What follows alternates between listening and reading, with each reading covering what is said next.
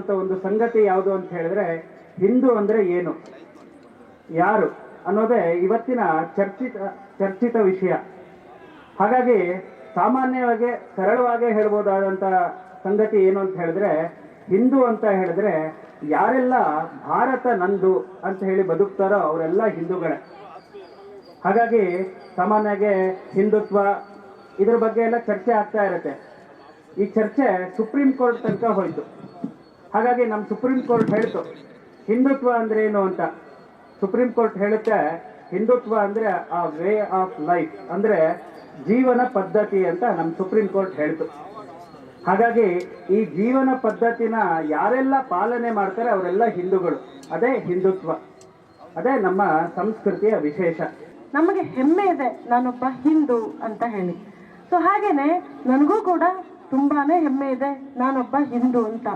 ಅದರಲ್ಲೂ ಕೂಡ ಭಾರತದ ಈ ಕರ್ನಾಟಕದ ರಾಜ್ಯದಲ್ಲಿ ಹುಟ್ಟಿ ಇಂಥ ಒಂದು ಮಣ್ಣಿನಲ್ಲಿ ಬೆಳೆದು ಈ ಸಂಸ್ಕಾರವನ್ನ ಮೈಗೂಡಿಸ್ಕೊಂಡು ಬೆಳೀತಿರುವಂಥ ನಮಗೆ ನಿಜಕ್ಕೂ ಕೂಡ ತುಂಬಾನೇ ಹೆಮ್ಮೆ ಇದೆ. ಸೊ ಇಲ್ಲಿ ಹಿಂದೂ ಸಮಾಜ ಅನ್ನೋದ್ರ ಬಗ್ಗೆ ಬಹಳಷ್ಟು ವಿಷಯಗಳನ್ನ ನಮ್ಮ ಸ್ವಾಮೀಜಿಗಳು ಕೂಡ ಹೇಳಿದ್ರು, ಶ್ರೀಯುತ ಮಧುಜಿ ಕೂಡ ಹೇಳಿದ್ರು. ಅವರ ಕಷ್ಟಗಳಿಗೆ ನಾವು ಸ್ಪಂದಿಸ್ತೇವೆ.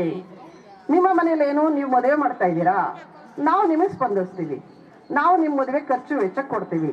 ನಿಮ್ಮನೆ ಟಿವಿ ಇಲ್ವಾ, ನಿಮ್ಮನೆ ಫ್ರಿಜ್ ಇಲ್ವಾ, ನಿಮ್ಮನೇಲಿ ಏನು ಬೀರು ಇಲ್ವಾ ಅಂತ ಹೇಳಿ ಅವರ ಒಂದು ನ್ಯೂನತೆ ಅಂದ್ರೆ ಬಡತನದ ಏನು ನ್ಯೂನ್ಯತೆಯನ್ನ ಅರ್ಥ ಮಾಡಿಕೊಂಡು ಬೇರೆ ಬೇರೆ ಸಮಾಜದವರು ಅವ್ರಿಗೆ ಅಂದ್ರೆ ನಮ್ಮ ಹಿಂದುಳಿದ ಸಮಾಜ ಬಿಟ್ಟು ಬೇರೆ ಸಮಾಜದವರು ಬೇರೆ ವರ್ಗದವರು ಅವ್ರಗಳಿಗೆ ಆಸೆ ಅಮಿಷಗಳನ್ನ ಒಡ್ಡಿ ಅವ್ರಗಳನ್ನ ಅವರ ಒಂದು ಏನು ಕುಲಕ್ಕೆ ಮತಾಂತರ ಮಾಡ್ತಾ ಇದ್ದಾರೆ.